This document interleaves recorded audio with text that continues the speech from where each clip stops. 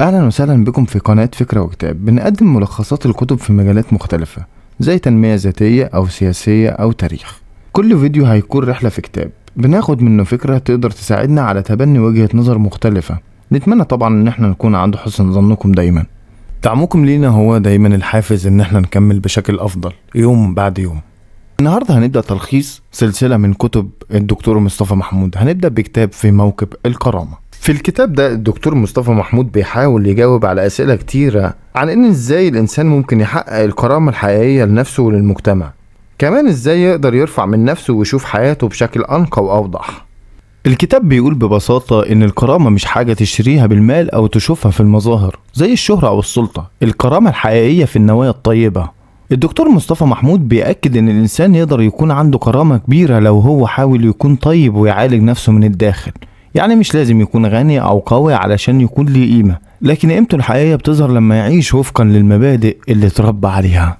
من الافكار الرئيسية في الكتاب واهمها قيمة الانسان بتتجاوز المظاهر المادية وبتتصل بارتباطه بقيم زي الحق والخير والجمال.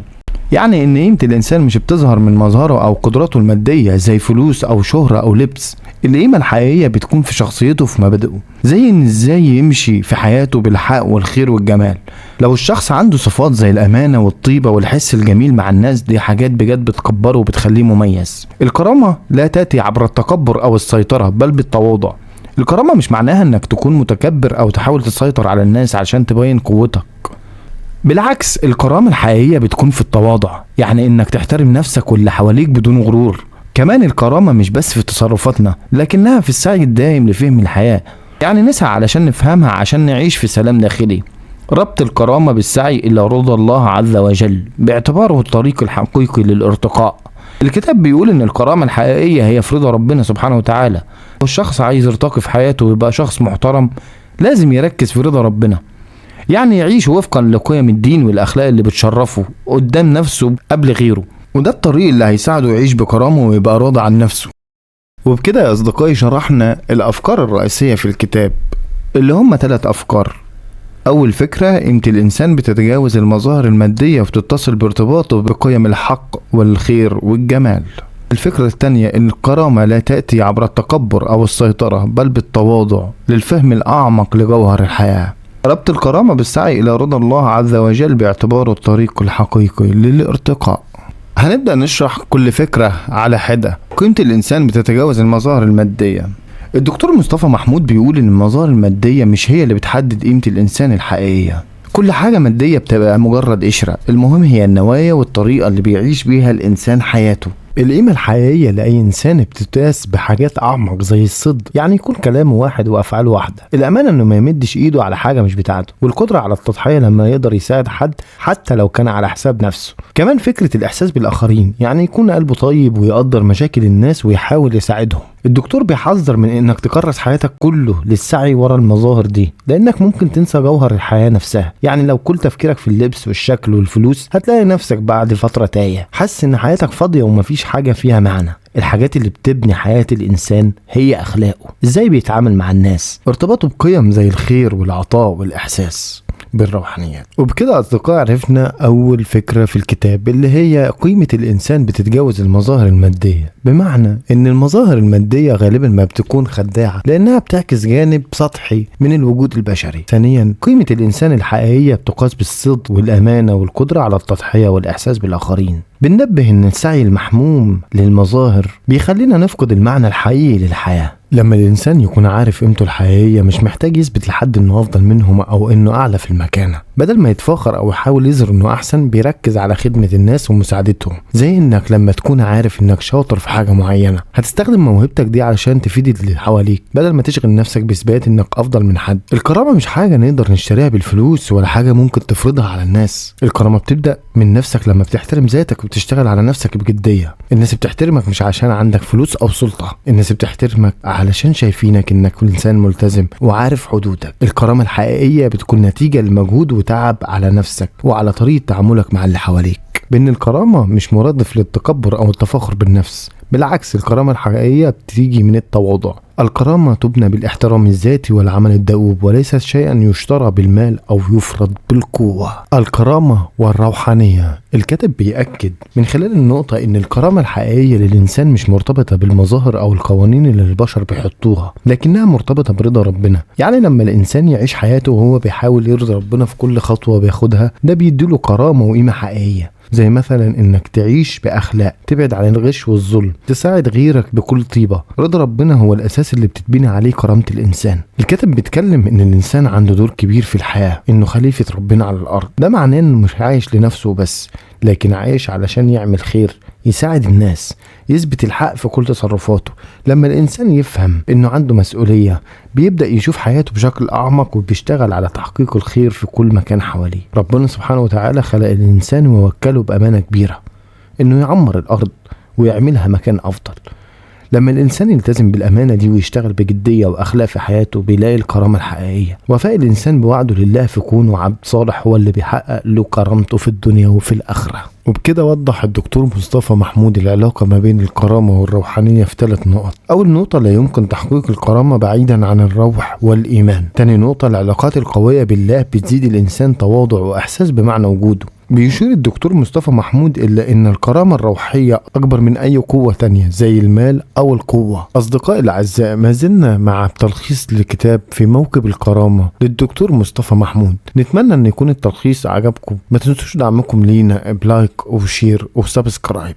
الدكتور مصطفى محمود في كتاب في موكب الكرامة بيوضح معنى الكرامة في مواجهة الظلم. الكرامة مش بس حاجة شخصية أو شعور داخلي، لكنها مبدأ لازم نعيشه في مواجهة الظلم والفساد. يعني إنك لما تشوف حاجة غلط حواليك ما ينفعش تسكت أو تمشي مع التيار. الكرامة معناها إنك ترفض الغلط، سواء كنت بتتعامل مع ظلم ليك أو حتى لغيرك. دي الأخلاق اللي الإنسان لازم يعيش عليها. الإنسان اللي عنده كرامة ما يقبلش إن حد يظلمه أو يعتدي على حقوقه، في نفس الوقت ما يقدرش يشوف حد غيره بيتعرض للظلم ويسكت.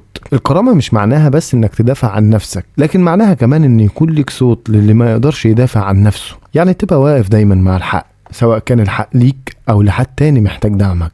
الدكتور بيأكد إن الوقوف ضد الظلم والطغيان ممكن يكون مكلف، سواء بخسارة شغل، أمان، أو حتى حياة مريحة. لكن لو الإنسان فعلا عنده كرامة هيكون مستعد يدفع الثمن عشان يحافظ على مبادئه وما يستسلمش. الوقوف قصاد الطغيان هو دليل إن الإنسان عنده شجاعة ومبدأ ما يفرطش فيه مهما حصل أو مهما كانت الظروف.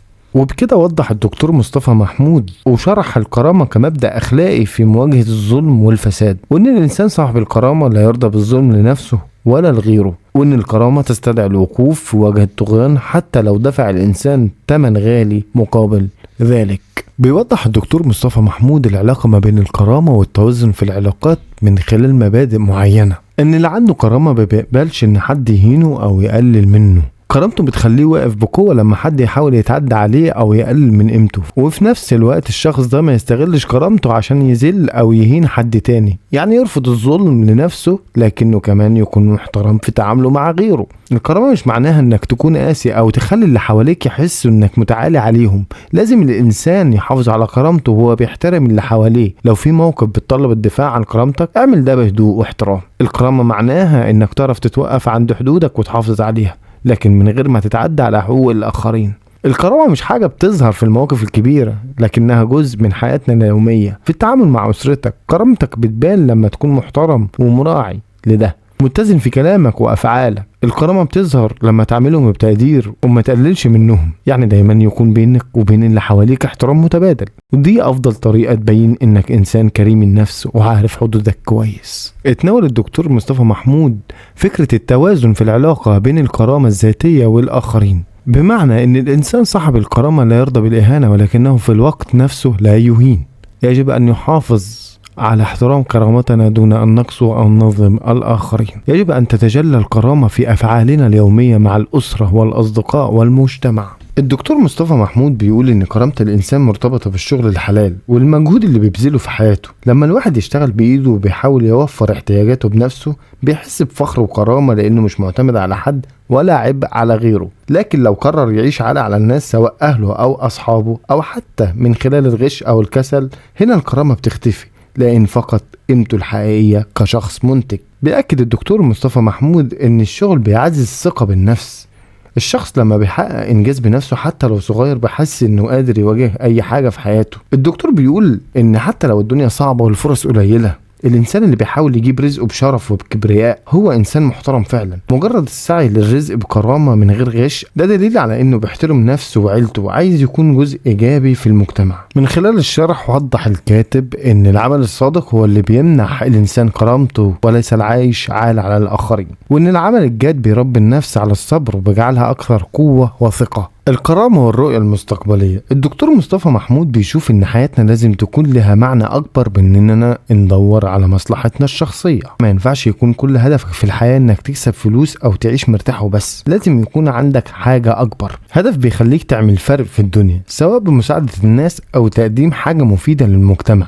الأهداف السامية دي هي اللي بتدي لحياتك قيمة وتخليك عايش برضا. الكرامة الحقيقية مش في الفلوس ولا الشهرة، لكن في انك تعيش حياتك بضمير، يعني تعمل الصح حتى لو محدش شايف، ما تأذيش حد عشان تكسب حاجة لنفسك. لازم يكون ليك أثر إيجابي على الناس زي إنك تساعدهم بكلمة طيبة أو بفعل خير. وبكده الدكتور مصطفى محمود ناقش العلاقة بين الكرامة والرؤية المستقبلية عن طريق مناقشة أهمية وضع أهداف سامية في الحياة بتتجاوز المصالح الشخصية الضيقة. الكرامة بتكون في العيش بضمير حي والسعي لترك أثر إيجابي في حياة الآخرين. كل إنسان لازم يعرف مكانته الحقيقية وبيكون أكتر شجاعة وطموح لبناء مستقبل أفضل. وبكده يا أصدقائي نكون انتهينا من ملخص كتاب في موكب الكرامة للدكتور مصطفى محمود. دعمكم لينا المستمر هو اللي بيساعدنا ان احنا نكمل يوم ورا يوم. لو عجبك الفيديو ما تنساش تعمل لايك واشتراك في القناة وشير للمحتوى.